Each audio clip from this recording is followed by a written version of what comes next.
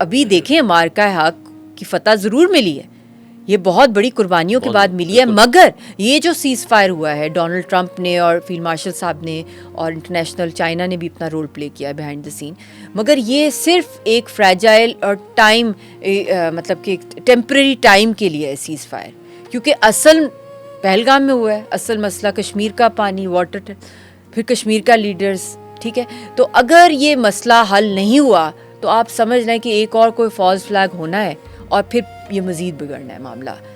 تو اس لیے اس وقت جو تھوڑا سا ٹائم سیز فائر کا ملا ہے اس کو ہم سب یوٹیلائز کریں اور امن کی طرف جائیں اور کشمیر کو سامنے لائیں, اور کشمیر کی آزادی اور ان قربانی, لاکھوں شہداء کی جو قربانی ہے سب دیکھ رہے ہیں.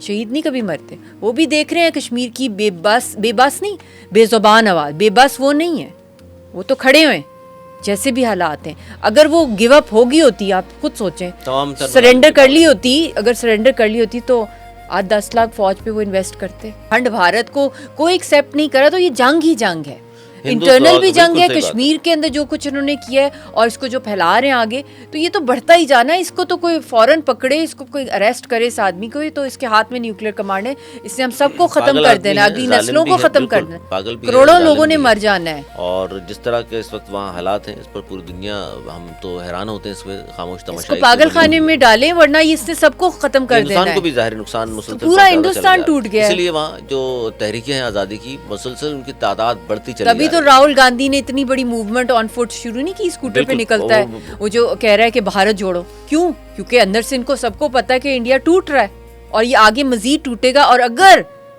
مطلب کہ لاسٹ نیل ان دا کافن ہے یاسین ملک, مطلب وہ جو دیوار جو امن کی ہے, جو کشمیر کی سلوشن کی آواز ہے, جو تحریک کی آواز ہے, جو سب کو ریپرزینٹ کرتی ہے, اگر ان کو عبرت کا نشان بنائی کوشش کی تو پورا انڈیا 100% جو ہے ٹوٹے گا.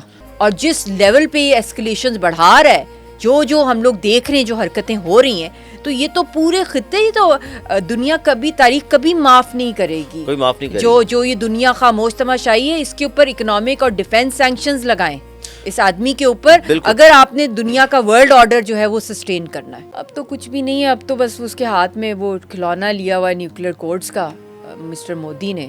جب موڈ ہوتا ہے, جب کوئی الیکشن آتا ہے, وہ کوئی نئی چیز کھیلتا ہے, مگر اس کو یہ آئیڈیا ہی نہیں ہو رہا کہ اس کے ساتھ پورے خطے میں کیا کیا ہے وہ کرنے جا رہا ہے. تو اس کے لیے تو یہ I'm telling you, he is seriously a mental patient. The biggest favour the world can do right now is world bodies. ایک تو کشمیر حل کریں, لیڈرشپ کو بچائیں, اور اس آدمی کو کسی مینٹل وارڈ میں نہیں. میں آپ کو یہ کوئی سنسنی کی نہیں, یہ فیکٹ ہے, یہ اس کو واقعی کوئی مینٹل ایشو ہے جو کہ کچھ بھی نہیں اس کے مطلب یہ عقل سے بالکل ہی خالی ہے, صرف نفرت.